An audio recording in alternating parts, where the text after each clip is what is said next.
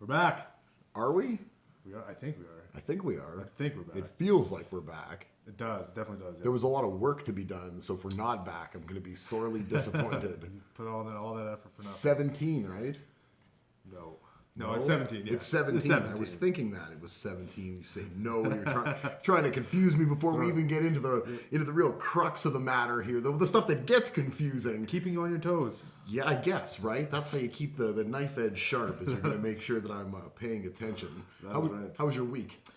Pretty good. I got a sweet pink cast on, so... Yeah, you're looking good. I'm pretty chill about that. Yeah, you're back to working out a little bit. A little bit here and there. Yeah. At least able to do something, right? Do something, yeah. Other than that, though, the week was good? Other than that, everything's been great. Everything's great. Yeah. How was your week? Excellent. Yeah. My stuff was excellent. Good to hear. Yeah, it's tough to complain. Things are going well. It'd be nice if the snow was gone. Yeah, I'm tired of this cold already. Yeah, you know? I'm tired. It should be gone. Yeah, I don't know why we live here where it's so cold. No, it was like, until like January, we had like no snow. Seems like I seem like more of a palm tree guy. Me too. Yeah, I feel like that's a lot more my style. Beach. You know, the window open at night if you want, and not worry a polar bear attacks. Nice cool sea breeze off the beach. Something like that. Yeah. Something like that sounds all right. If you're invested in the markets right now, you're probably sitting pretty in a nice little pad somewhere near the beach. Oh, for sure. Yeah. I would imagine. I would imagine so. Yeah. So this is number 17. Number 17. Yeah. You're gonna lead like usual. We're not gonna switch that up. No, I am gonna lead. So. I like when you host. Do you? I like hosting. You've got a host sort of a presence about you. There is. There's an aurora. Yeah, I think it's an aura. Aura. Yeah, not an aurora. No. Yeah. No, but I'm that powerful. Yeah, I would imagine so. I would imagine so. You sound that powerful. All right, let's start with the markets. I would imagine. Let's get the nice overlay of what's going on, a macro look at things. Macro look. Well, I see the market had a bit of a bounce back this week. You could say that, right? A bit of a bounce back, 6 straight days to the upside for the Dow and the S&P. NASDAQ back over 7,000 after we've seen it close under 7,000 at the end of last week. The S&P had the biggest weekly gain since 2013. Yeehaw. So, I mean, yeah, we've been through how many up markets and up weeks? I mean, last year didn't have a down month. Not one. And the biggest gain was last week for a 1 week gain for the S&P 500 in over 4 years. Yeah, that's huge. Yeah, absolutely. We'll take that, right? The Dow closed the week 25,291. The S&P closed the week 2,732. NASDAQ 7,239. And the TSX, which was up also in the week, 15,452. It was a good week. I don't think the correction that we had over the couple of weeks was really justifiable. Like we've talked about that we're around a top, if we're not at a top already, which I think we probably, it's so ridiculous to try to call something when the things just change. It evolves constantly. So I'm not going to call anything specific, but I think we're around where valuations are slightly inflated, but the market is so good, like the economy and everything, it's justifiable. Internationally, things are really good. So it's justifiable, but price to earnings, a little bit inflated at this point. Is what it is. You know what I mean? You have to deal with it. And like I said a few weeks ago, I feel like we're going to be in a bit of a choppy place for a while. We're going to have weeks that are up, weeks that are down. But the pullback that we had for the 2 weeks was a pullback way out of proportion, right? There was no reason to have such a sell-off, which I think some of the days, especially the first day, that first Friday, was instigated by a lot of computer sell-off, right? Oh, probably. It just hit price points and things got sold, and that's just the way things are. But I don't think it was justified. I'm glad we had this bounce back where people have their heads back in it, because like the outflows, and we'll talk about outflows in a little bit, but the outflows were ridiculous. You know, like we talked about that last week, and there was some confirmed numbers this week for specific ETFs and stuff that, you know, like are indexed right to an index fund, the S&P specifically, and the outflows were just so vast that you were wondering what people were seeing, other than it went on for so long. Things were just so good for so long that when there was a hiccup, people were like, this has got to be the end, right? Like it's been too good. It's bad ship. Yeah, so everybody but I would imagine now you take a look back at the market again this week, confidence is back up, and people realize that, okay, are we a little inflated? Is this the time for you to first be investing? Probably not. Right. If you're not already in, you're going to have a much tougher time, I think, at this point, finding a entry point in a lot of companies that's going to be really, really tangibly good, where you're going to be able to say, like, I don't think I overpaid for this. I think I really got it as a value play. Yeah. Right now, I think everybody is pushed to that very upper limit, except for, I mean, there's a couple we've talked about. There is a couple sectors out there, if you look at it, where the sector as a whole just really isn't playing to the top of their 52-week range right now. But everybody else is pushing that 52-week north constantly. Like, they're consistently at new highs, right? With PEs just growing. I would say, if you're not in, don't get in. But if you're in, don't panic. Like, things seem to be just priced in for the future. The future looks so positive that things are priced in for the future. The pullback was way too much. This seems like a much better settling point. But choppy roads ahead, I would imagine. I would imagine. Yeah, People are... Be prepared, right? Yeah, be prepared. Yeah. This isn't going to keep running forever. Even though the numbers are good, the numbers can't get much better. Interest rates are going to go up. That's a fact. Inflation's going to go up. That's a fact. You know, like, we see the price of oil going up with the consumption of oil going up. We see mortgage rates going up. We see a lot of things that are all correlated to the idea that things are going to be more expensive in the open markets, which means that, you know, the valuations on these companies, margins could get very tight. Money gets a lot tougher to come by. Yeah.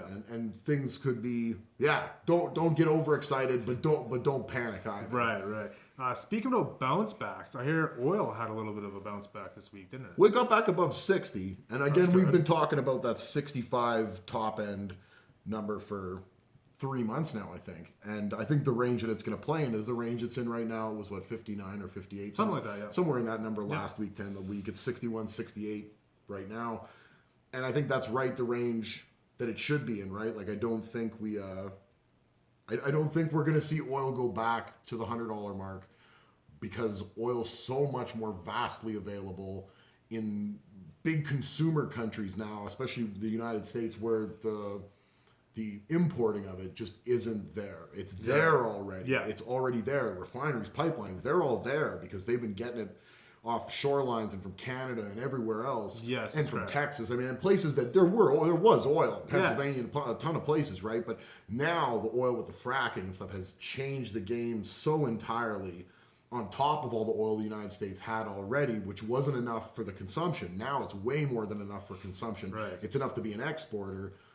So oil's going to be, it's consumed lots, but it's never going to get way up there again. But it was way underpriced. Like, it's a great idea. We talked about this earlier about Tesla. We did. Right? We were talking about this in the car. Like, and Tesla's a great idea on the fact that it's interesting to watch the technology, but how much money is spent in the R&D to get that technology out there, and are people ever going to take that on? Because oil's that it's such established oil. Oil is such an established commodity. It is a commodity, absolutely. That right? The world basically runs on. Tesla's trying to change. Trying to build a better mousetrap. Yeah, we're looking at you've already got cars. a good mousetrap. There's 1 billion cars on the road. There's few thousand Teslas on the road. Trying to change the way the world looks at battery compared to petroleum. And petroleum's everywhere. Gas stations everywhere popping up all the time. We were talking about this. Well, what if we want to take a road trip on a Tesla? And yeah. Especially in Canada, I don't know how many places this has charge points, and what does it charge, like an hour and a half or something? There's a lot more tinkering. Yeah. There's a lot more tinkering and there's cars. I mean, it's too much to think that it's ever going to change in the next little while. And I think Tesla's actually spending more money. We're getting kind of off topic, but Tesla's spending more money on the R&D. That's when it's finally something that people are going to take hold of maybe 20 years from now, 15 years from now. All the other companies are going to get that same technology anyway. Exactly, They're making technology that I don't really think is overtly viable right now. It's a niche. Very much a niche. Never ever going to be on the same level as a GM or a Ford. When you consider oil's just everywhere and it's easy. And it's plenty in the United States now. Why wouldn't you, like, hedge yourself to create the jobs in the industry inside your own country and forget the battery cells? Like, who really cares? Like, exactly. You overlook that, and I know environmentalists would be like, "Oh, what do you mean? Who really cares?" But unfortunately, even if there is good amount of environmental damage done. Well, the taxation without representation will let other generations deal with it, because right now we're trying to thrive. Yeah. And that can be their new technology. Well, is we have trying to to thrive fix now. things. We have to thrive now for the future to thrive. Absolutely, right? absolutely. So gold, crude back up 61.68. And OPEC came out with a world oil demand forecast this week that was 1.59 million barrels a day of crude oil. That's 60,000 more than the estimates for this year just from last month. So like consumption of oil, like we're talking about, continues to go up. Yeah. Forecast from OPEC, which I mean, that's where you're going to get your forecast for the world oil consumption, definitely. They run oil around the world. Yeah. They don't run it in the United States and Canada, but they run oil, that's for sure. The forecasts continue to go up. So oil's being used. That's good. Yeah, of course. Yeah, right. Breaking news. People continue to use oil. Breaking news. What else? Wow. We have some information on household debt. Do we? Don't we? Yeah. We do. So we know that Canada already $1.71 to every dollar of income in household debt, which is a record for Canada. So U.S. household debt came back for 2017, also a record. 5th year of increases in household debt. So they're getting... Not good records to have, huh? Not a good record. They're getting loose with the spending. It was up $193 billion to bring household debt around the United States to a grand total of $13.15 trillion. Again, a record. Beamers and Rolexes. All around. When it's rolling, when the economy's rolling, you're making it rain, right? You're breaking it off with all your boys. Yeah. Why wouldn't you, I guess? Well, yeah, exactly. Why wouldn't you? You need a Rolex for every day of the month. Isn't that what we said? That's exactly what we said. Right? You need a Rolex for every day of the month. Yeah. It doesn't fit with this suit. It doesn't fit with that suit. Exactly.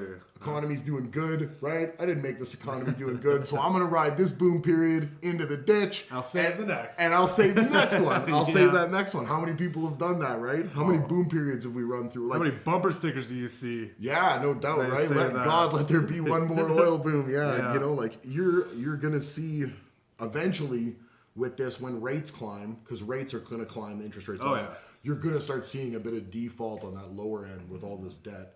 And you're going to get companies that, put out money, not just the banks, as more so even like a MasterCards and Visas that are going to start getting a lot more non-payers. Yeah, I guess that's the name of the game, though, when you're in that kind of a racket. It is, and you kind of expect they that. do, and they set aside a certain percentage, and they're not near the percentage right now of the amount they put aside for basically people who become delinquent. Right. Okay. Right. So, and they're not near those numbers yet because things are rolling. They're actually it's still pretty good right now. giving out more credit. Yeah. Things are really good right now, but when your household debt starts racking up like that, a lot of people are living way ahead out in front, assuming things are going to be good for a while. And I understand things are really good, and it's great to live it up, but you need to pump the brakes a little bit. Sometimes. 5 years in a row of increases, still finding new records. Their government's in record debt. The people in the country are in record debt. We're in record debt here in Canada. We are. It's not a good look. That's not. No. It's not a good way to facilitate making the most out of a boom period. Is the Beamers for everyone approach? No, I like it. I like it. I like a Beamer. I would like a Beamer, but I will not be the one that's actually procuring Beamers for others or spending frivolously. Right? No. Like the money that's being made right now is great, easy money. Like in the markets, everything's good. The economy is really good. You just let it ride. Like don't be a sissy. Yeah, exactly. Don't be a sissy. Don't try to live now and not worry about tomorrow, because tomorrow is going to come and you're gonna wish that you let compound interest do its thing. But that's the way things go. The way the cookie crumbles. People like to spend. Household debt. Beamers for everybody. Let's get it going around. Beamers for everybody, baby. Did you want to talk about gold? You said something about gold before. Yeah, gold closed the week down a little bit, 1353. Bitcoin sitting right now. I'm gonna start calling Bitcoin, and I'm gonna start putting it when we talk about commodities. Okay. We'll just let it have its place. So, because let's face it, all those other coins fail. If Bitcoin stays, it's going to have some sort of place. If this is the dollar figure, which I don't think it is, it's finding a little bit more of a settling spot. It's climbing a little bit, right? It was at $8,000 early in the week, or 8,000, but it's like almost 11 right now, 10,839. So it's something. It's something. I don't know. there's no rhyme nor reason for any of it. No. Nothing changed. The news is definitely settled around the whole Bitcoin. Absolutely, yeah, the frenzy. There was. Well, it's the same thing frenzy, with the marijuana stocks in Canada. They're That's very down. true, yeah. They're down from their highs back in January. Things have settled quite a bit as people have seen valuations were just blown way out of proportion. Nothing really happening. A couple acquisitions, small little mergers and stuff, but it was nothing ridiculous. And like the same thing with the cryptocurrencies. There's just nothing going on. Yeah, no. Like you're just valuing things based on hopes and dreams. Yeah, exactly. Or whatever, whatever delusions of grandeur you have of what they're going to do, which I don't foresee any of that really coming to fruition. But if it does with any of them, it will with Bitcoin. Oh yeah, I wish good luck to anybody. As long as it stays the course, like it won't with an altcoin before it will with Bitcoin, right? So if you're gonna pay attention, I mean, I guess Bitcoin is your jumping off point. Yeah. If you're invested in Bitcoin, you probably find a bridge as your jumping off point. Ouch. Shots fired. Shots fired, right. We've been high on Bitcoin for a while, so I can only imagine people are expecting me to get on the Bitcoin bandwagon now, right? How's the rest of the economy doing these days? It was a mixed week. You know what? People are enjoying things for what's going on. Consumer sentiment up to 99.9 versus the estimate of 95.4. So people seem to think things are going still really. They're flush in debt. They're drunk on this debt, right? They don't know what's going on. Everybody's got a Beamer. They think things are going great. So sentiment continues to rise. The volatility index has come back down to a much more normal level from the ridiculously high levels it was at, and then it kind of plummeted there all of a sudden. And they stopped trading the exchange on the exchange there, and it was a bit of a mess with the volatility. It's stabilized a lot more. January CPI, so the consumer price index, the cost of everything, up 0.5%. So it was supposed to be up 0.3% was the estimate. It was up 0.5. So CPI is a cost, basket cost of goods that you need, right? So CPI up, that's your inflation right there. Right. You start talking about how the Fed's been looking for inflation. We're seeing inflation. That's inflationary numbers right there. Of it, And it's beating estimates. It's not only supposed to go up 0.3, but it went up 0.5. So the Fed wants inflation. We know inflation's coming. You see it there. You see it still in the mortgage rates, right? So the mortgage rate's at a 4-year high right now. Closed the week at 4.38% on the 30-year. So that's gone up. It was 4.23, I think, 4 weeks ago on this podcast. We're up to 4.38 now. So that's not stopping things, right? So housing starts are up 1.326 million versus the estimate of 1.23. So that's up significantly for housing starts. Building permits, 1.39 million versus 1.3 million was the estimate. So again, building permits up. So it's not slowing things down because the sentiment, people are living high on the horse. They like it, but you can see that there is starting to be a leveling off where we're starting to get weeks where things, or months, whatever the indicator happens to be, some are obviously weekly, some are monthly, where things start giving you 2 weeks of good, 2 weeks of bad, signs of inflation, signs of mortgage rate increases, knowing that the Fed is very, very adamant about rate increases this year. 3 rate increases, I think we know are on the table. It's going to take a real economic issue that crops up for us to get one of those taken off. I think they've got their head set on 3 increases. So you see a lot of stuff that's really showing us a back and forth. Initial jobless claims up 7,000, continuous claims up 15,000. So we've been seeing negatives, especially in the initial claims, going on for a while now. I mean, 4.1% unemployment, right? So claims going up. Chain store sales up 2.8%. Chain store sales continue to go up, but retail sales in January down 0.3%. That's kind of a mixed bag. So chain stores, some of the chain stores that are tracked with Redbook, up still, continuing to go up and beating estimates, up 2.8%. But retail sales as a whole across the United States through January, when chain store sales were up, down 0.3%. So certain things are doing well, certain things are not living up to the economic, the prosperity. Things are starting to level off. We're not seeing any more growth, and you're starting to see a flip-flopping with a lot of these indicators week in and week out, or multiple weeks in and weeks out, where there's a trend up and then a trend back down. We see these inflationary targets growing. Mortgage application, the composite index down 4.1%, the purchase index down 6%, refinance index down 2%. So people aren't buying as many homes, even though the housing starts are definitely picking up, permits picking up, like we talked about. Home builders, though, just as a whole, the home builders segment, like all the big boys that are in there, PulteGroup, Toll, all those guys. Segment up 13% on the week, the biggest jump for a sector all week, in a week that was up, like we said, the biggest week since 2013, after 3 straight weeks of down, because the mortgage rate's going up. And we talked about this. They were even right through good earnings. A lot of them had good earnings. We went through there, and it just didn't seem to work out for the housing sector. They got hit because of the mortgage rate, and the good earnings really got swept under the rug for them. They got to bounce back this week as the market finally pulled well out of this rut that it was in. They really pulled out of the rut, up 13% in the entire sector. So finally, some of those good earnings from a couple of those companies got priced into what they were doing, right? KB, PulteGroup, we've seen some good earnings out of there. Oh, that's good to hear. So that wraps up the economy, huh? Or the market, That's right? pretty much it. I don't really know what else the market. That's all the good stuff. The debt scares me. So we have an interesting story here. So boys and girls, ladies and gentlemen, you got your popcorn. The ongoing soap opera between Broadcom and Qualcomm. It's not gonna stop. It's never gonna stop. If you're not invested in this now, you might as well find yourself firmly invested in this. Yeah. I'll surmise what's going on, and from here you take it and you run with it and realize that until Broadcom stops the press, if they said this is the end, they said this is the last offer, I don't buy it.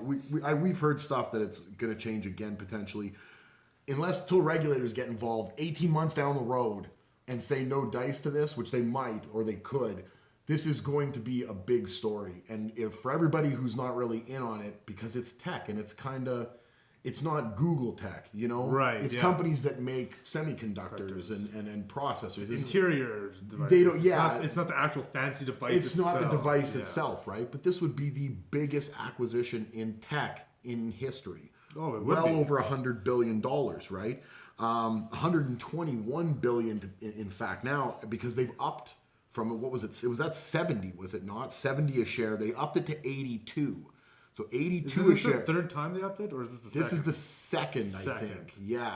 I think this is the second. I think the opening bid was 70. Then there was the hostile takeover with the board of directors being implemented. Yeah. That got rejected. They're getting some guys. They had an agency come out and recommend that the Qualcomm shareholders vote in, I think, 5 of the Broadcom board guys onto the board of directors of Qualcomm on that March 6th meeting.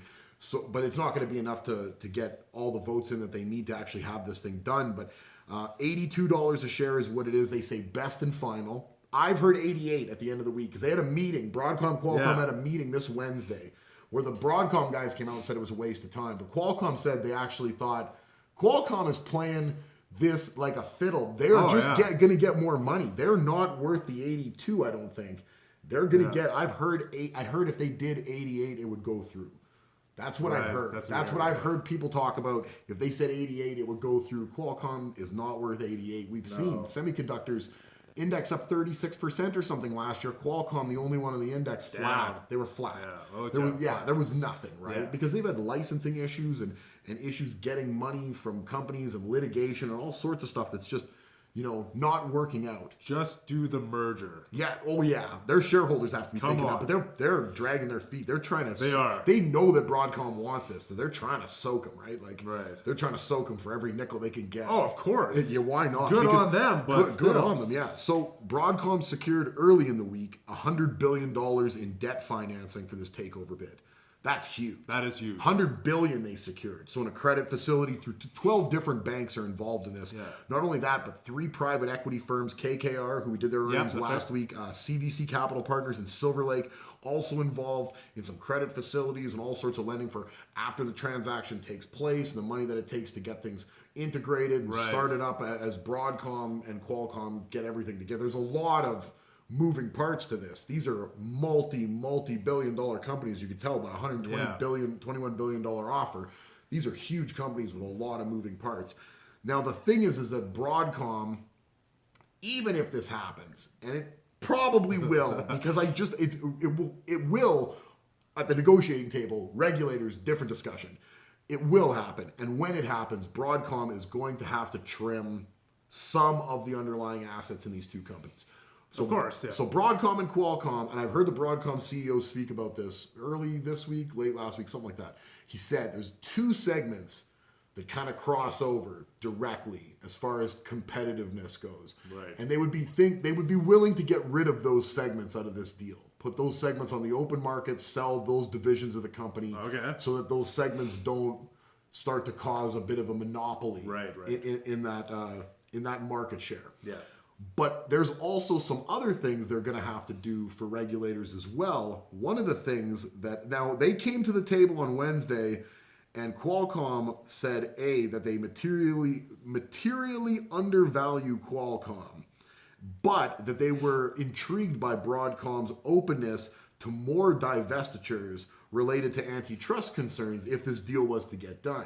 So I guess Broadcom, even more so than what they led on early in the week, went in and said, like, we'd be willing to work on a few other things, asset sales, to let these assets go as well, so that this goes, because there's a breakup deal of, I don't know what the breakup is on this deal. It's expensive if it doesn't go through. It's like $9 billion is the breakup deal on this. If this doesn't go through, if it goes to regulators and falls apart, it costs a lot of money, right? That's a lot of money. It costs a lot of money. They want to get this done right. So they said that Qualcomm led on that Broadcom would be a lot more inclined to allow some divestitures of the assets. They never said which, but Broadcom kind of told Qualcomm, I guess, straight up, they wouldn't be willing to do it with the licensing business. And the licensing business might be the one that's the biggest holdup with the regulatory bodies, because that's the one that's going to end up being, that's the big thing. That's what they want. That licensing, there's a lot of stuff there, right? Right. Broadcom's not really willing to waver on that. They want that. That's a part of what they want. All the licenses. They want the licensing business from Qualcomm. So there's a lot going on. This is not over. No. This is not over. Like, these two met on Wednesday. Like, they actually sat down, these two companies. They weren't going to sit down a few weeks ago. They hated each other. Yeah. But it's getting closer and closer. This is going to get done. It's going to go to regulators, I would imagine. But there is a lot of stuff going on. Like, they secured $100 billion in debt financing. Yeah, it's definitely not just I'm going to buy you, you're going to come over. There's actually a lot of other little tinkering that they have to do within the whole company. This wouldn't be closed until, probably $10 or $15 billion worth of assets at least were sold off at a Qualcomm or Broadcom to make this a lot less antitrust concern worthy. And then on top of that, all the regulatory bodies from Europe, from the United States, Brazil, all these Asia would have to go ahead and pass this through. You're looking at 30 months, 24 months easy from today before this actually would be like an actual thing that's done. Yeah, so stay tuned. Stay tuned. But this is like breaking news every week. There's always something. $100 billion in debt financing is huge. Like 12 banks backing it up with the revolving credit facility. I mean, like, they're finally getting in there and really they're not backing down. Broadcom is firmly making this happen. And Qualcomm knows it, and Qualcomm is going to soak every nickel that Broadcom's got to borrow to get this done. So, intrigue in the markets, man. I love it. There's another intrigue here we have for this story. We kind of got a heavyweight bout coming up. I'm telling you. Comcast wants to buy 20th Century Fox. 21st Century Fox. Oh, sorry, 21st Century That's Fox. Right, they do. Didn't Disney already buy them? That's what I thought. I guess it's the ink is not. Back in December, Disney that's getting warmed up for a streaming service that's going to be launching 12 months from now, basically 16 months from now. They paid $52.4 billion for the assets of 21st Century Fox. Yeah. Apparently, that deal just isn't finished yet, because it hasn't gone through regulators and everything. And cross the T's, dot the I's. It's just not done. Everybody, I think, considered it done because there was just no one. You just heard about Disney buying, and then that was it. There was all the bidders originally. Yeah. And there was a company that was involved in bidding on it. Yeah. The aforementioned Comcast. Mm-hmm. And we heard Amazon was in on it. That's right. Apple, I think, was in on it. I think Apple was There was a few different companies that had their nose in it, and they wanted to find out what the price was, and like what regulators would think of how they, them getting involved. And it ended up that Disney was the suitor that ended up paying, and we heard originally they paid closer to $60 billion. That's exactly. Right, and then the number settled at like 52.4. Yeah.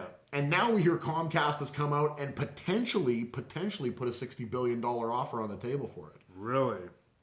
$60 billion. That's exactly what 21st Century Fox wanted. That was the number, right? Yeah. So we're hearing 60 from Comcast. A lot more regulatory concerns with Comcast because it's same kind of stuff. Oh yeah. Right? Like they make a lot of there's content.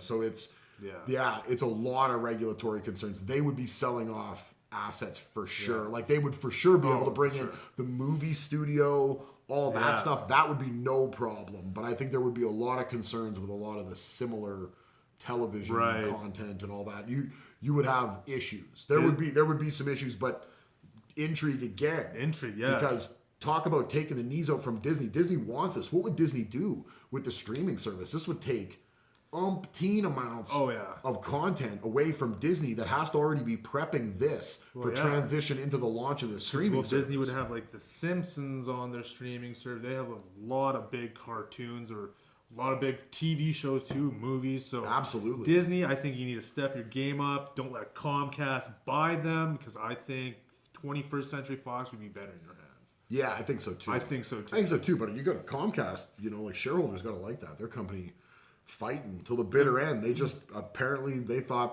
they weren't just going to let this slip through. If Comcast buys 21st Century Fox for all their media, and it'd be only on their we won't be able to get that, would we? We're not Comcast. There is some Comcast content that's up here that's partnered with some other broadcasters because there is no Comcast up here. But you got to imagine if they went through that they would have some licensing agreements they would pick up from Disney broadcasting agreements that would then allow, because like they would all of a sudden now be ABC and they wouldn't know what is 21st. They would be Fox. Fox. They would be Fox. Disney is ABC. Disney is ABC. If they picked up 21st Century Fox, they would have Fox, right? So they would be up here for sure. So while Comcast, the service, isn't up here, Comcast does have some of their programming up here already through other providers. And then we would then have a lot of the Comcast content because you've got how many Fox and Fox subsidiaries that we get up in Canada, right? So you'd get all that kind of stuff. There would be, I like the idea that Comcast is, if they really think it's worth it, if they think they can get past the regulatory stuff, personally, I think it's a move to make. And it really sticks it to Disney. Oh, true. I've seen analysts come out already in the last couple of weeks and say, like, they don't think a Disney streaming service or I think they said Universal is the other company trying to do a streaming service potentially. They said there's no chance that these companies can make a dent into what Netflix is doing. The only thing that they have over and above Netflix, especially Disney, is that Netflix is built on debt. Right, Netflix doesn't make no money at this point. I don't know. I think Disney, like we talked about this. I think it was last podcast. So Disney can come out with their streaming service. Remember, we buy a year subscription. You get a week. You get to see the movies a week before they come out in theaters. Oh, they could do some stuff for sure. They could do a lot of other content. Well, Disney. Speaking of movies, Disney has a movie this week that's out. Black Panther. That's right. Black Panther did $80 million almost domestically. On the first day. That's pretty good. That's pretty good. That's the 8th biggest ever, and it's expected to do $210 million domestically over the 4-day weekend. Not only that, but Disney, that we talked about last week in the earnings, Disney had their studio stuff was down. A lot of their merch was down. That's right. But what was up? What was up again? Parks. Oh, parks and resorts were up this week. Disney raised prices on single-day passes to parks and resorts by 9%. That's not. I don't think that's a good move. That parks and resorts are up though. I know, but it gives companies like Six Flags a real easy opportunity to raise things by 6 or 7% and not really catch any blowback. Yeah, it's good. Well, it's good on their part because they're going to make the money, right? But when you look at it, it's like everything's down. One sector's doing good. You know what we should do? Up the price. That's what they did. Not 9%. Isn't that almost like shooting yourself in the foot? I don't know. Disney's. I guess you're Disney, right? They've got a new park oopening. I don't know how much the parks They got a new park in the Hollywood Studio Park, like a new attraction thing. The Toy Story Land. Toy Story Land. Yeah, it opens June 30th, I think. It's supposed to be. That'd be It's cool, supposed to be really, really cool, right? So Disney's doing a lot of stuff. For sure, yeah. Maybe the raise in the prices is something that's been long overdue. They're doing that Star Wars Land too, so maybe they just need a little bit more funds from there. It could be far overdue, right? Yeah.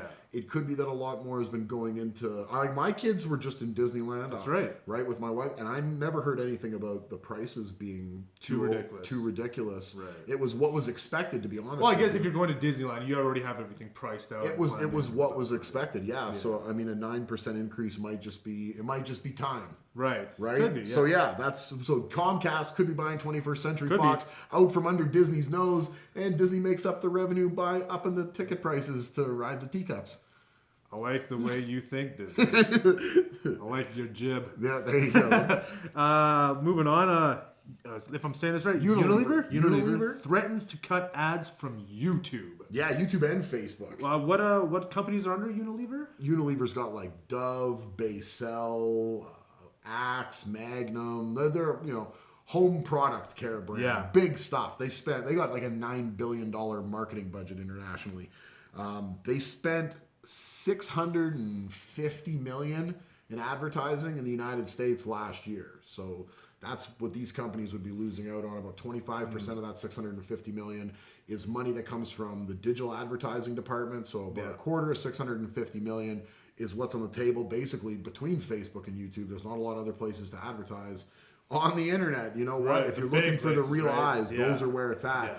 So you've seen AT&T leave YouTube back early last year amid a bunch of we don't want our ads in front of videos that are filled with hate speech or nonsense or just garbage, right? Garbage videos.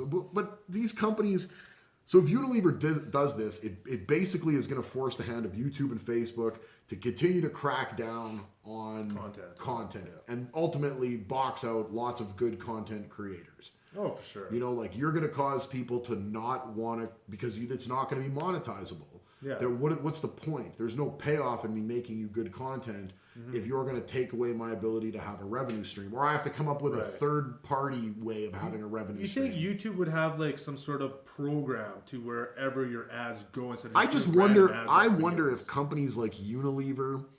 And I mean, AT&T has a bit of an interest in advertising on YouTube somewhat. So for pulling their advertising, which ended up being, I think, $1 billion in American spent advertising last year for AT&T. So YouTube lost out on quite a bit. But I think with all the Russian politics scandals and all this, all that kind of nonsense, AT&T still has a bit of a reason. There's a reason AT&T doesn't make money off YouTube. And YouTube also is used through AT&T's spectrum when people are using YouTube on the platform through data, especially the internet connection. So YouTube, while they're paying YouTube to advertise on there, they're also losing money by having viewers on YouTube and not on AT&T products. So YouTube, like AT&T, Verizon, we've heard that they've throttled YouTube before on purpose, and so we've heard that. But for Unilever, that's a products company that just has the eyeballs of people. That needs to remind people, hey, you like Dove soap more than you like whatever other soap that you happen to use. Zest. Yeah, whatever. Zest fully clean, right? You're not fully clean, brother, unless you're Zest fully clean. You want to get those eyeballs on there. And the thing I would ask a company like Unilever, if I had one chance to ask the guy who put out this ultimatum basically to YouTube and Facebook would be, do you think us, the consumers that are out there watching commercials and watching YouTube and Facebook media, do you think we're idiots? They definitely do, I think. Do you think we're so dumb to think that you, specifically Unilever, pick to have your product advertised before 1 in a million video that's monetized but ends up being a video basically with a douchebag talking about it? Do you think that you're associated directly with that? It's not 1985 where you're buying advertising on the Cosby Show. This isn't the Super Bowl. No, exactly. This isn't the Super Bowl. We understand. The consumers understand. Don't pull the money from YouTube. You're killing those good content creators. Yeah. These are the most intriguing content creators we've ever seen. They do better work than Hollywood does. Hollywood only on their very big scale movies made by companies like Disney really blow things out of the water, and that's because there's hundreds of billions of dollars invested in things. But when you're talking about the most creative people in the world, YouTube is filled with the most creative people in the media sphere in the world. They have some really good short films on there. There's like a Master of the Universe one, like live action. It's like 45 minutes long. Really good. They did like Mortal Kombat. They've done like Power Rangers. They've done so many that are actually really good that could end up in theaters. But you like Power Rangers, don't you? Well, I just brought that up because it was, I was in the news. But I mean, YouTube for every type of content is money in the bank. You know what I mean? Don't bow down to these companies. You know, like if you need to up your approval process for monetization or whatever it is, fine, but you need to keep it fairly expedited because there are videos that are very time sensitive. So you want to make sure you keep those content creators engaged and paid. But then you also want to make sure to just go back, recheck, make sure if you have a channel that constantly fits all the criteria, don't hold back on monetizing them. If these companies start to push you and say, we're going to pull it, leave. Leave then, Unilever. I, as a YouTube follower, more than a Dove soap user, will follow YouTube and will purposefully not use Unilever's products. If that's what Unilever, because YouTube is the hub for the best media content creators in the world. There's no question about it. Like, no matter what side of the coin you fall on, you can find some very articulate, well thought out content creators that think just like you think, that are into the exact same content you're into. Through YouTube, we want to make sure people that are making that content stay monetized so that they continue to make content. And not only that, but the community continues to flourish and bring in new content creators. Unilever, do you think that we think that your Dove soap commercial before some nonsense was really you co-signing the nonsense? You sound like the nonsense right now, Unilever. Come on. They definitely do with that way of thinking, right? That's so disappointing. Like, it's so disappointing to see that. Like, get off YouTube and Facebook's case. They do enough policing as it is. For a free country with free speech, there's far too much policing. Let the content creators do their thing and let the view counts and the time watched, let that tell you who wants to see what. End of story. Let the public decide. Doesn't that keep a more hands-off approach? Exactly. We do have a Facebook story coming up, but I want to ask you, why haven't you added me to your Facebook yet? I don't like you, and I don't want to be your friend on Facebook or here. In fact, I find myself constantly having to pull back from becoming physically violent with you through, like, usually by the headlines part. Like, I've been wielding a butcher's knife for weeks now. Oh, really? But I have not had the gonads to brandish it. Well, I have to thank you for not going through with I am your friend on Facebook. You are. I am your friend, but there's Facebook talk. There is Facebook I don't have a butcher's knife. I promise. You're going to make it through this. I will. I need you here. You're integral to this racket. They're losing the youth at Facebook. Did you hear that? They lost them. Using the youth? They lost the youth. How? Yeah, you lost your train of speech there. Yeah, they lost the youth. They're gone. Or the youths, as Joe Pesci would say. The two youths. Yeah, they're losing the youth. 18 to 24. It's the first ever yearly decline. Declined by 5.8%. Where are they going? They're leaving Facebook because you know why? Nobody wants to chill where their mom is.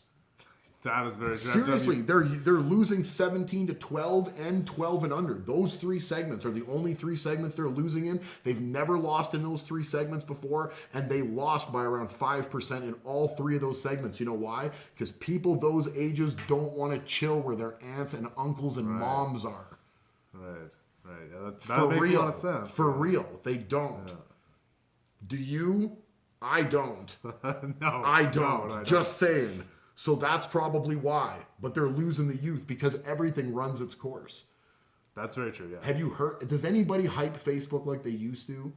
Nobody talks to you about Facebook and using Facebook like they No, used they to. don't. No. They just ask, do you have Facebook? Yeah. Okay. Facebook kind of just is what it is now, right? Yeah, it's something that's going to become just a staple of the internet. Yeah, but it's not growing at the when they're losing the youth. Yeah. Who's the next generation of people you're gaining? Well, these people, where you're losing that demographic. Yeah. So who's going to fill in those 30-year-olds when these 24-year-olds reach 30 if they continue to decline? You know, there's only so many people's moms that can join Facebook. Yeah. Just block your parents. Yeah, just enough. Block them. Tell them, stop using Man up. Yeah. So they've got a July launch coming of smart speakers, 2 of them, code named. They didn't give us no real names yet. Code names. Aloha and Fiona.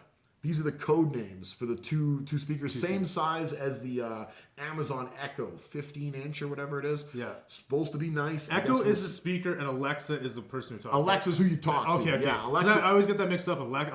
When you have no friends, you get it, and Alexa becomes your friend, and now you have a friend. So you don't feel like, finding that same bridge that Bitcoin makes you feel like, you can talk to Alexa through your problems. Alexa, talk me off the edge. Yeah, it's your smart speaker / psychologist. Yeah, but so I don't know what their speaker voice person is called. Right. Facebook. Right. So Aloha, Fiona are the name of the 2 speakers. Zuckerberg. Yeah, Zuckerberg. Yeah. Maybe. Speaking of Zuckerberg, he's selling more Facebook stock. So he sold $106 million worth early this week. He could sell as much as $13.3 trillion over the next 13 months. No, billion. I was like, wow. Trillion? You said trillion. Jeez, I was like, wow. I think I heard myself say that and thought, like, that sounded like a way bigger number. 13.3 billion. Right. In the next 13 months. Quite a bit. So it's all going to go to fund the Chan Zuckerberg project or whatever it's called, which is him and his wife. It's a philanthropic organization. So, yeah, completely a charity thing. People know Zuckerberg's doing this. Yeah, so he's kind of sped up the selling process. I guess Facebook's at a nice price right now. He feels like this is a good time to unload and to, diversify into what he wants to move into, which he's inspired by the same thing Bill Gates and Buffett and everybody else are inspired to do, which is give back. Right. And he has the money and the ability to do that now. There's a lot of the controls in place with Facebook. Facebook's a very strong company, obviously. Very stable. Despite losing the youth. But they need to figure that out. They need to figure out how they can do that, because if that number continues to go down, that number is going to incite fear. I guarantee it. Because youth is what's going to end up driving that, not anything else, right? Right. So you're going to have to get that number up. But Zuckerberg probably finding a good price point right now to sell off some shares. 13.3 billion, not trillion. Yeah. It's not debt. It's not that debt number from the U.S. It's just 13.3 billion worth of shares. Yeah, so for the philanthropic thing with him and his wife, which is good. 13 Russian nationals as well indicted. Did you know that? No. Indicted over 2016 election shenanigans on Facebook and YouTube. And so some sort of, there was potential collusion between Donald Trump or the Republican Party, someone involved, and some Russians, and 13 guys got indicted. Facebook came out immediately and said they are going to double their security staff this year from 10,000 to 20,000. So the security staff on Facebook is going to be working double time. Well, probably less, half time now. Exactly. To make sure that none of this happens again, because it's been a lot of bad juju, right? Just too much media blowback. Yeah. Trump is not not media favorited. He has no filter. He just says whatever he feels like saying sometimes, it seems like. I like Donald Trump as a president. I think he's doing a fantastic job, but I think a lot of the media is liberal or democratic, whatever you want to call it, and they don't. He's not so much PC. He's very much not PC. Yeah. So when this came out, there was a lot of blowback on Facebook, and now that this has come out for sure, and there's been 13 indictments, they're doubling down and saying, you know what, our security staff is going up. So 10,000 jobs created by Donald Trump. Woo! Right? Donald Trump creating jobs. Creating jobs again. 10,000 jobs created at Facebook. So there's like a billion things going on with this company. It's Amazon, obviously. There continues to be a billion things. Oh, continues, yeah. Wow, so their apparel platform is growing. So Amazon has its own brand label. 50% of Amazon Prime members that were asked in a questionnaire that was sent out to Prime members report to recently purchasing clothing from Amazon. 50%. So Amazon's apparel business growing at a significant rate. Amazon Fresh and Amazon Prime, as we know, are now merging into one company. They offer 2-hour delivery time in certain areas wherever the actual Fresh or Prime now is available, right? So you can get Whole Foods stuff, all sorts of stuff delivered to your house really, really quickly at $14.99 a month. It's a really good deal, right? Good, yeah. On top of that, Amazon, and we talked about, we haven't had a lot of pharmaceutical news on Amazon. We know that we know about the licenses. Yeah. We know they've talked to a couple states. We know they pulled back the license process in Maine. We know there was a couple of little things we heard people say, well, maybe Amazon's not even going to get into it. That's right. We heard last week that it was parcel delivery. Amazon was getting into the parcel business. Right. They wanted to, be on the same way bills as UPS and FedEx and all that. So all of a sudden, no talk about pharmaceuticals. I wonder what's going on in the pharmaceutical business. Well, under the moonlight, Amazon sent out employees for a pilot project that's been going on. It's an ongoing pilot project. Black Ops? Yeah, absolutely. With a quote-unquote large Midwestern hospital system. So go see one of the large publicly traded Midwestern hospital systems and try to imagine which one of them it is. I'll leave that up to the people who like to do a little homework. For a pilot project, testing healthcare supply sales systems inside these hospitals and inside 150 outpatient facilities. Now, outpatient, like doctors' where offices, people, all sorts of different places, right? And on top of that, so 150 of those plus the hospital system, you got to remember, hospital, medical supplies, healthcare supplies, whatever you want to call it, about 30% of their budget is spent on shipping. Amazon does a lot of shipping. Getting into the parcel business and the pharmaceutical business and the medical device business, everything seems to kind of be lining up.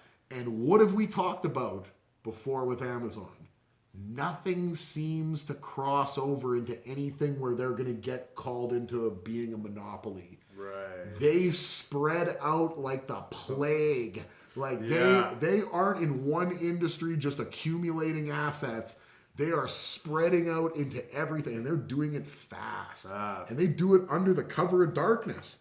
That's right. You know what I mean? Project. It came out in quotes, large Midwestern hospital system, and people are already there working a pilot project. Lo and behold, while all the news of other things about Amazon just died down in the shadows. Some analysts were coming out saying they thought, maybe they're not even going to get into the business now, right? No. When there's money to be made in the sector. No, the difference is you're playing checkers and Amazon is playing chess. That's right. Yeah, and they're playing a hefty game of chess at that. That's quite amazing what Amazon's doing there. They are doing everything. They're just killing it. Bezos knows what he's doing. They're going to be the masters and the rulers of the world one day. They if they aren't already.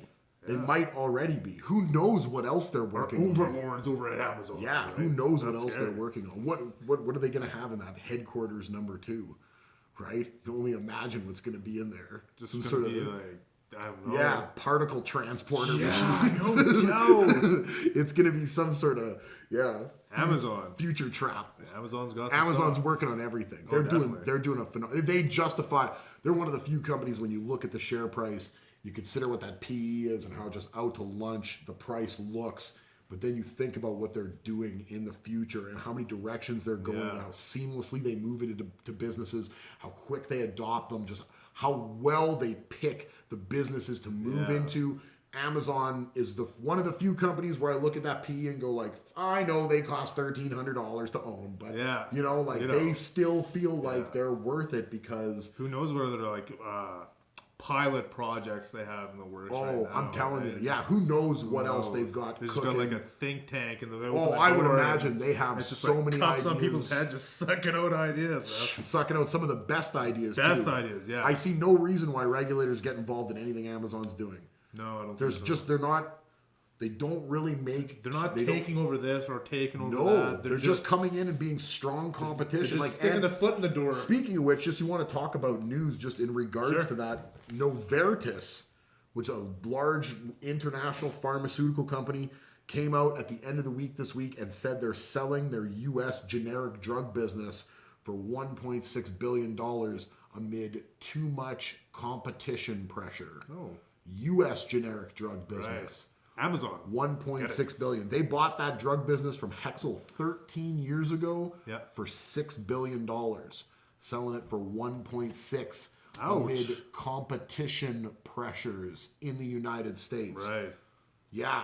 Pressure from Amazon. Oh, lost quite a bit there. Yeah, well, they held it for 13 years. Well, I guess, well, they right? made, but the generic drug business, there's just a lot of pressure, right? There's a lot of companies that are involved in it, and there's companies that are able to bring the costs down to a penny a pill for margin, right? Or less. That's right. And you just don't have a lot of money to make because their negotiating power is so strong. Do you want to be the pill company that's selling pills to Walmart or Walgreens or CVS or Amazon or...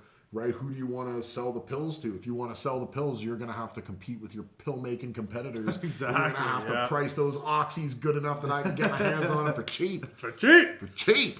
I think that's it for headlines, isn't it? Do you have any more up your sleeve? That's it for your headlines. I got headlines for days. Oh, you do? Well, let's hear them. Okay, let's talk about it. Alberta. That's where we live. Did you know that? That's where it's cold here. 250 weed licenses in year one of marijuana legalization. 250 licenses are going to be available for weed stores. You got to be 100 meters away from a school. I don't think there's any amount you have to be away from a strip club. I'm pretty sure you have to be right partnered up with a strip club or a liquor store. But 100 meters from a school. That's really technically it's not really that far. That's not that far. You catch a contact high that far. $400 application fee, $3,000 criminal record check. So these are non-refundables. And then a $700 yearly license. So I don't know if you got to do the first two every year as well, but you got to do them that first year, right? So you're putting out $3,400 before you even get to the license part. Yeah. And you probably just pay a renewal fee. I don't know what the criminal record check is going to entail, but for $3,000, they're going to look inside every orifice in your body. I would imagine that. Yeah, they're going deep. Yeah, so you're probably not going to be able to have any kind of criminal past. Nothing. I bet you have to be clean. Which I mean, you should be, right? Oh, of course. Yeah, obviously. Right? Everybody. It's still going to be a 18 and over sort of a thing. So Alberta 250 weed licenses in year one, and we've heard that there's going to be kind of a mix. Is that available or already given out? No, these are what's going to be available once legalization comes into play. So this was just released. These are the fees. That's the information. That's just released. Netflix. Ooh. Netflix went out and spent some money. They have money. They're doing okay. They're making a little bit of money nowadays. A lot of their programming is doing very, very well. Well-reviewed, well-watched. Netflix. Everybody has Netflix. I don't have a TV in my home, but I have Netflix on my tablet. Right. Because Netflix. You know what I mean? Yeah, of course. So Netflix spent some money. What do you think Netflix spent their money on? Well, it's probably movies, TV shows. How about a producer? How about a producer from Fox named Ryan Murphy? Do you know who Ryan Murphy is? Ryan Murphy spent 15 years at Fox and is the producer of hits like Glee, Nip Tuck, and American Horror Story. They paid Ryan Murphy from Fox for 5 years, $300 million to make to produce stuff I've never seen exclusively any one of those shows, for Netflix. Well reviewed, well watched stuff. I've heard of like American Horror Story. Heard it was good. Heard it was good. Never watched anything. Never watched. Never watched any of this. This Ryan Murphy fella. He's flush with the money. Beamers all around. Beamers all around. Beamers all around, Mr. Murphy. He is, They just spent $100+ million on some lady from ABC or something last year, didn't they? I don't know. They bring in some big heavyweights. They're swinging for the fences at Netflix. They understand where the pressure's coming from. The streaming services are going to be the way things go. Oh no, TV's a dying business. We've covered that. The subscriptions are down across the board at everybody for TV. movies, the movie theaters, dying business. The money's going to streaming. I want to be able to watch stuff on my phone wherever I am, do what I want. I don't want to have to go sit in a specific spot in front of a specific box and do a specific thing. I want to do it on the go with every screen that I have. So streaming services are definitely the way things are going to go. Ryan Murphy, hopefully taking Netflix to the next level. I would imagine shareholders are hoping that this guy can recreate some sort of magic at $300 million. That is a pricey price tag for Mr. Murphy. Netflix, hire me. I got some shows up my sleeve. Beamers all around, Mr. Murphy. Record outflows in the market. We talked about this.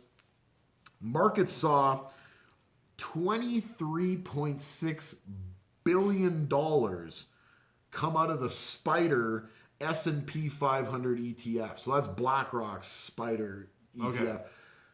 8% of the entire assets came out. Oh, wait. Why? Because, I mean, there was just outflows last week, right? Like, everything was down. Big money came out. Like, Vanguard's ETF was, like, flat. I don't think iShares was down near this much, but the SPDR ETF, $23.6 billion it took. Big hit. That is a big hit. It's a big hit. 8% of assets under management for that ETF specifically came out in 1 week. I would imagine inflows this week probably picked up pretty significantly as we had 6 days of ups. And I know I've probably confused you as we've gone back and talking about the overall markets again in the middle of the headlines, but this I thought was more of a headline because it's much more correlated specifically to that SPDR S&P ETF than all the other S&P ETFs, which were more of a mixed bag of outflows or being flat, whereas this one, 8% of assets, $23.6 billion in total coming out of the ETF. Remington.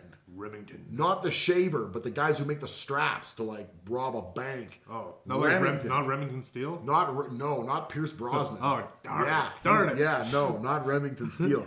Remington has been around making guns to murder people with.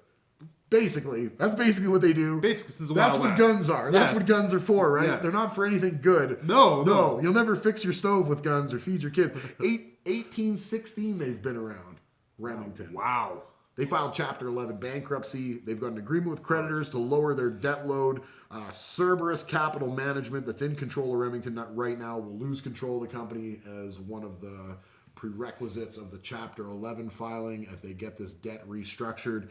So with gun stocks up, scary enough, after the school shooting down there in, was it Florida? Florida, yeah. After the school shooting, gun stocks were up. Not enough to keep Remington out of Chapter 11 as...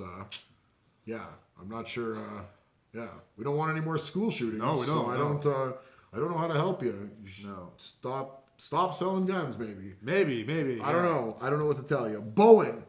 Up 20% year to date already. Boeing. Wow. I mean, honestly, the run through 2017 was ridiculous. 2018, obviously, I mean, with the backlog of 4,000 planes or whatever, they expect to be up to 900 planes of production by 2020 per year. 900 planes. They did about 760 commercial planes last year. Yeah. So they're up to about 900 with the backlog that they have. Like I said, I think it's 4,400 and growing. Yeah, that's so huge. it's billions, 50 billion or whatever. It's ridiculous. It's a ridiculous number.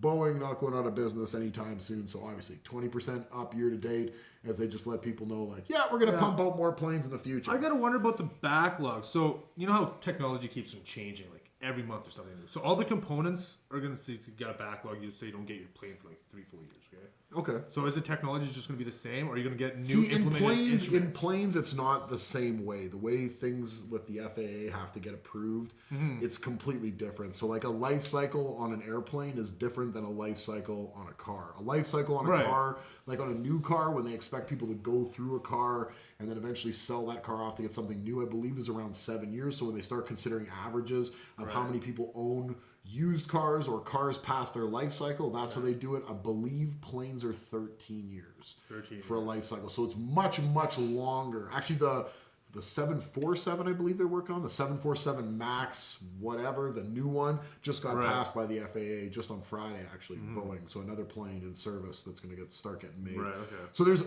you're looking at something that it's a lot longer timeline to have new implementation of of changes, right? Right. There's a whole training process for pilots and stuff. Oh, exactly, People have to go through a lot of red tape. It's much like we're talking about, like we talked about last week with, and I mean, we don't want this to change with the FAA and the way they do that, but we're looking at, I mean, we're going to change topics here entirely. Boeing, that's what it's at. That's where it is. I just want to talk about this because I heard about this earlier in the week. The infrastructure plan that the United States government has, like $300 billion that they put into infrastructure or whatever it was. That apparently it's not going to go through in California and New York, who are refusing to change the amount of time that it takes to have things changed for the process for filing. Oh, they want it sped up? Well, the federal government wants it sped up. The only way that you can get this money is if you expedite these plans to get things done. I believe it's under 2 years or something. Whereas things take time. Dude, I was listening to a senator from Wisconsin talk about, I don't know if it was a refurbishment of a highway or an expansion or an extension of a highway. Right. It took 14 years to get past a project that took 2 years to build. Because quit kicking your feet. Everybody needs to just kick the can down the road and pass the buck to the next legislative committee that needs to sign off on some ordinance. It's so ridiculous. That's when nothing ever gets done. So so we're talking about the FAA and how long things have to go through for you know, like things to be regulatory bodies to approve them. Then we're talking about this now with the infrastructure. The U.S. government wants to expedite these plans, make this stuff faster, get these projects underway so that people aren't waiting 13, 14 years. Yeah, who'd you say he was? California and California and New York, of course, the states where everything is a problem. This is what everyone kind of expected. It was actually kind of laughed. Getting gear. It was kind of laughed off in the media, actually, where it was like, of course, it's these two pretentious states. I was gonna say that. Yeah, the two pretentious states that two snobby they states. think they know everything already, so they've decided. But other states that want to get some of this infrastructure money, which there's a lot of it out there to get bridges, dams, roads rebuilt, infrastructure fixed, jobs, all that kind of good stuff. Yeah. You know, like they're going to push these timelines and make it so it works so that they get some of these grants, I guess you'd consider it, from the government, because they're not paying for the full thing. They're paying for what was it we talked about? They'd pay for 20%, up to 20%, up to a certain number of a dollar figure as well, right? So. Yeah, so we talk about Boeing. We don't want the FAA to speed up their process. Their process is working just fine. All those planes seem to be staying in the sky perfectly. That's where they need to stay. But the bridges could be falling down. So we definitely need that stuff expedited and get people back to work on bringing this infrastructure back up to an A or a B grade instead of a D grade around the United States. So that was my sideline tangent into that. I didn't have that written down. That was just something I heard earlier this week, and I figured I might as well bring it up. Might as well. It was a good topic. What the heck? What the heck is right? AbbVie. We talked about AbbVie and their earnings last week. They're the research and development arm of Abbott Labs. Yep. Abbott Labs does a lot more of the medical devices and all that kind of stuff.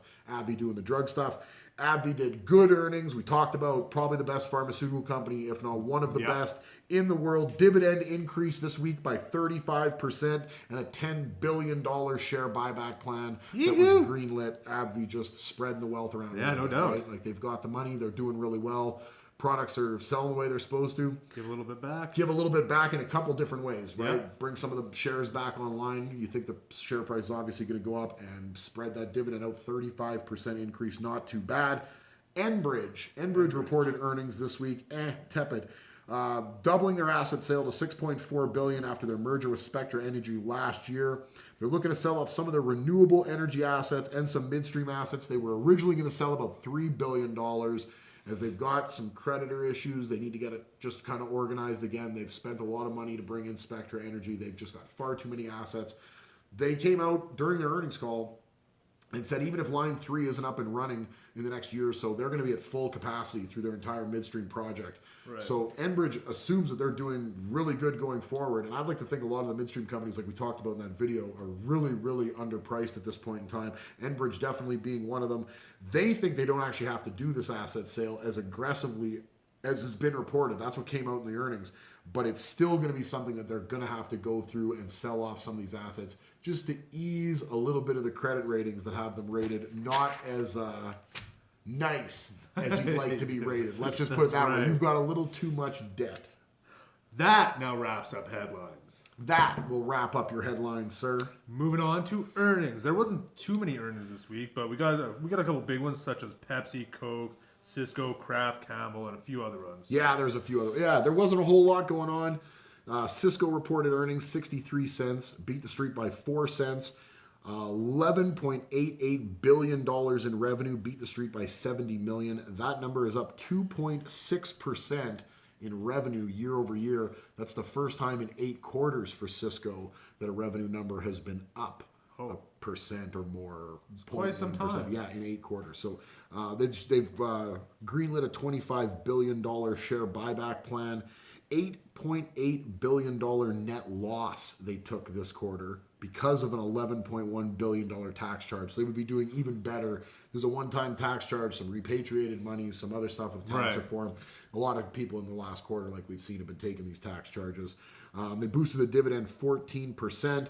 Their products division, which is all the products that they sell, up 2.6%, which is really good gains. And the Survey division, which is all the services that they have, up 2.9%. Everything doing really well at Cisco. They got a pretty nice bump to end the week. GNC, 25 cents EPS. That was in line with estimates. 557 million, missed by $11 million, down 2.1% in revenue year over year. But their new weight control management line, I'm sure, is going to save them. Canyon Capital, which is a company out of California, an investment company, takes 3.3% stake in GNC in the last quarter. So you got to imagine they're trying to get some people in there to turn things around and figure out a way that they can actually make sales increase, because I think they got to lower their prices and all that garbage they have in the store. Yeah, they just... Most of it is garbage. Sure, there's a couple good products in there that you can use, but most of it is just filler in them. There's a lot of filler. There's a lot of filler. For people who are like hip to what the supplement game is, there just ends up being a lot of filler. There is some decent products, but a lot of them are comparable to products that are 30% cheaper elsewhere. Exactly. Like, and comparable, like go to Walmart, you can get the supplements. Or Costco. Go to Costco. Yeah, exactly. Costco has good stuff. Pepsi reported earnings $1.31, beat the street by 1 penny, $19.53 billion in revenue. That is a lot of beverages. That is. Yeah, they actually. I guess they own Frito-Lay and stuff too, so potato chips as well. Beat the street by 140 million. That number is up 0.1% year over year. So revenue growth, not growing. Just to say, just to put it out there. Well, you've already been in that market for so long. How much growth do you expect? Yeah, right? There's not. I mean, it's not like they're coming out with the new chips or you're like gonna get take you to the moon. Your growth is going to be international. It's definitely not going to be local, as we actually see in these numbers. As organic revenue growth goes up 2.3%, Frito-Lay North America sales down 1%. Quaker, they also own Quaker, the brand. North America sales down 5%, and beverages in North America down 6%. Latin America up 6% in overall sales, and Europe and Africa, Sub-Saharan Africa, up 11% in overall sales. So the growth, definitely international. Stateside, they're actually losing some market share, it seems like, in all divisions. Underarmour, a company that was pretty highly touted a few years back, that was going to be a real competitor with Nike, which it seems like Lululemon's probably a lot closer to being an actual competitor with Nike than Underarmour is. Underarmour reported earnings of nothing. Not a nothing. Really? And that was right in line with what was expected. They made nothing. $1.37 billion in revenue, beat the street by 60 million. That number's up 4.6% year over year. Apparel up 2%, and footwear up 9%. I haven't seen any new Under Armour shoes recently. I've never really had a pair of Under Armour shoes or seen a pair that was more riveting than a pair of Nikes right beside it. Yeah. I prefer the check. Yeah, the price points are about the same, and I think even if you were to shop down a level, I think you'd probably go to a Reebok or an Adidas before you'd go to an Under Armour. Yeah, definitely. Yeah. Under Armour was gimmicky at the beginning because it was all this sweat wicking technology, and it was meant to be like, you know, these things you wore. Like I have a lot of from when I did jiu-jitsu and kickboxing, I have a lot of their compression clothes for like when you're getting, you know, like your guard broken and stuff. You need to have stuff that has a little more structure built into things. Yeah. But as far as like their actual like clothing line goes, I don't find any of their apparel to be nicer than their competitors. I don't find it to be appealing whatsoever to me. Yeah. It's just drab, gray, black, and like a yellow color. Yeah. I mean, there is some stuff that's got a little bit more pizzazz than that, but I just, it's not what Adidas is right now, that's for sure. Which Adidas is definitely soaking up market share in the sports apparel industry right now. So, Underarmour, kind of underwhelming earnings, but Underarmour hasn't been doing well for a while. Yeah, exactly. Zoetis. Do you know who Zoetis is? No, I do not. They're an animal healthcare company. I do know that. You told me that. I did tell you that. Yes, I did tell you. I was trying to. You're hoping that I said. I was giving you a lob ball there to try to help with your intellect online. Yeah. So it used to be a part of Pfizer. So this used to be a division of Pfizer that did the animal healthcare under the Pfizer brand. Pfizer spun this off into its own company. I think Pfizer still owns about 73% overall of Zoetis. Zoetis is the biggest animal healthcare company in the world, and this year became the first animal healthcare company to break $5 billion in yearly revenue. So growing considerably. No doubt. Zoetis reported earnings of 69 cents a share, beat the street by 3 cents. 1.46 billion in revenue, beat the street by 60 million, and that revenue number is up 14.1% year over year. Zoetis is a strong company. The companion animal products in North America up 15%, livestock products up 11%. The only thing is that while internationally cattle, swine, companion products, livestock products are all up, in the United States, companies that are raising cattle and raising swine that are going to be going to market have adopted the veterinary feed directive that's been given down from the federal government that really regulates the amount of antibiotics and growth promoting stuff that you can give cattle and swine. So cattle and swine products are both been negatively affected in the North America segment for Zoetis as this veterinary feed directive starts to take hold, and you can't be pumping your cattle full of tren anymore. No. Right? Too bad. So your bodybuilders full of tren, your cows not full of tren, but Zoetis still doing really, really well. John Deere reported earnings. $1.31, beat the street by 11 cents. Revenues of $5.97 billion. That missed by $450 million, but that might just be from an overestimate from the analysts because that revenue number is up 27% year over year. Deere, much like Caterpillar, much like Boeing, just killing it. Killing it quarter over quarter over quarter. If you're sleeping on John Deere, you don't know what you're missing. What are they? The third biggest lender in the farming equipment industry. Like a bank. They have a bank that's completely their own that just does lending. They're huge in that industry. They're selling equipment as the United States economy continues to pick up. Equipment sales at Cat and John Deere are just unbelievable. That Deere number up 27% revenue. Don't look at the miss. Look at the up 27% year over year because they were doing good last year. So to be beating it by 27%. Worldwide sales up 23%.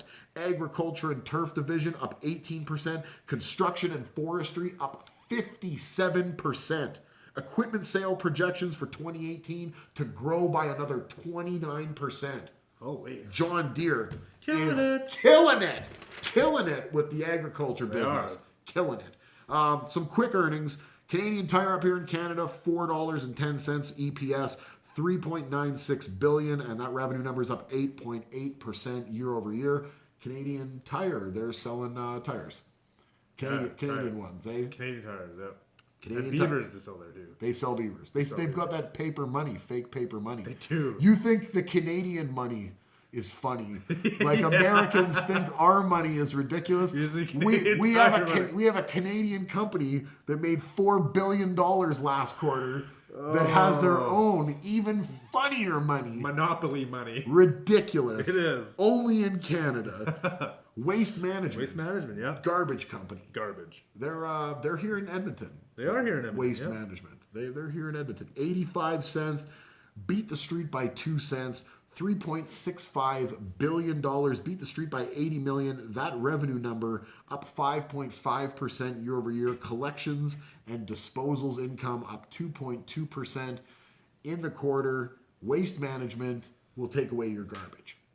They will take it. Really? I didn't know that. They will, apparently. That's Apparently what they do is So if I garbage. put it outside, they'll take it. They're hooked up with the mafia, I would imagine. Wow. Well, the mafia's in the garbage business, aren't they? Sanitation, Isn't that how that right. works? Sanitation, my friend. Sanitation. Yeah. Waste management, I'm pretty sure, is in New York. Yeah. Oh, for sure. Absolutely. Yeah. Absolutely. So yeah, waste management. I actually heard. I read a little bit of this earnings call, and I read some of the comments about it. And a lot of people were saying some of the best quarters recently for waste management in unison that they've had potentially in the history of the company. So waste management clearly growing in the segments that they need to be growing in as they beat the street on earnings and revenues. TransCanada, midstream pipeline company up here in Canada, EPS 82 cents.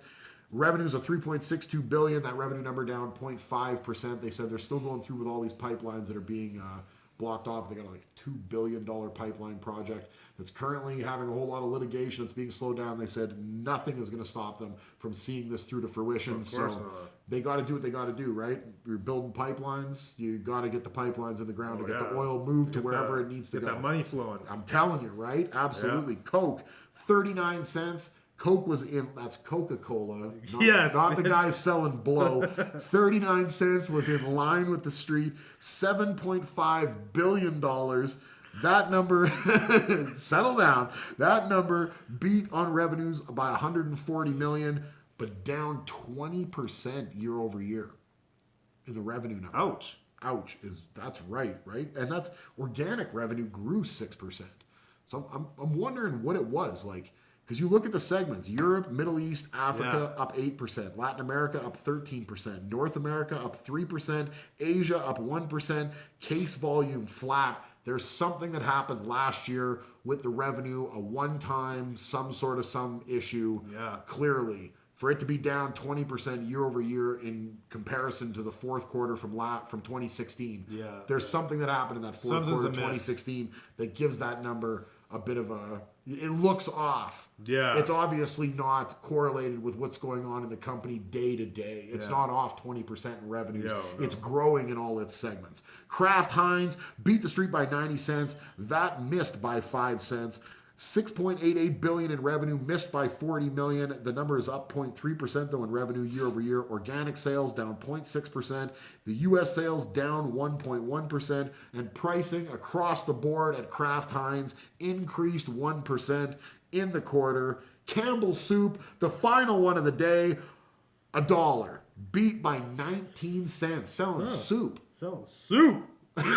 Selling soup. $2.18 billion worth of soup in a quarter. Oh, wait. That's a lot of soup. Who likes soup that much? Well, soup Nazi would. I can honestly tell you I probably have not eaten 2.18 cans of soup in my life. No, me either. No. In my life, let alone in the quarter, let alone $2.18 billion worth. That's a lot of soup. That's a lot of salt water. Yeah. That's a lot of soup. I am not a fan of soup. You get drowned in that. Yeah, hobos like soup. Soup. Hobos like soup. Yes. That number beat by 20 million, up 0.5% year over year for revenue. Organic sales down 2%. Total volume down 2%. America's simple meals and beverages down 2%. Global biscuits and snacks. What a name. Yummy. For a business segment. Global biscuits and snacks up 4% because it sounds delicious. Whoa. Globally, it sounds like I'll enjoy these biscuits. Have your biscuits pretty much soup, anywhere. right? I could be in Antarctica. I could be on the top of Everest. Have a little. Well, that's global. You're still orbiting. That's global. I guess. Right? Orbiting the Earth. Have a nice biscuit. You wonder why you're up 4%. Campbell Fresh, the brand, down 1%. Campbell, it was an average earnings call. It's average earnings week, to be honest with you. Pepsi, not really there. The Coke stuff up, but again, I think Cisco and Zoetis are probably your winners this week. Deere, obviously, I guess. Deere, Zoetis, Cisco, those are the three companies that definitely came out shining in earnings. Lots of good headlines, as we talked about. Yep. The debt number, household debt number in the United States, that's the one that worries me. That's the huge one, yeah. Things will eventually make a correction, and I mean, when you're holding that kind of debt, the creditors come calling. They start taking your Yeah, stuff. especially when interest rates going up, 30-year mortgage is going up, inflation going up, everything's going up, right? So like your consumer price index went up. Everything. Sell everything and run. No, yeah, don't get out of here. Go for real. Yeah, Beavers all around. Beavers all around. That's episode 17. I'm Cody from Wall Street Breakdown. I'm Anthony from Wall Street Breakdown, and we will see you guys again next week for more. Hopefully, up days. 5 straight days of green. Yes. Let's hope for it. Let's continue this. And then, yes. and maybe even Bitcoin can do well this week. Why not? Why not? Maybe not. Why maybe. not? Why right? not? I'm letting it go. Let it go. This week, I'm saying, you know what? Rolex for every day of the month. Nice. Household debt's already up. What do we got to lose? Let's roll the dice. We'll be back for episode number 18. You guys have an outstanding rest of your week.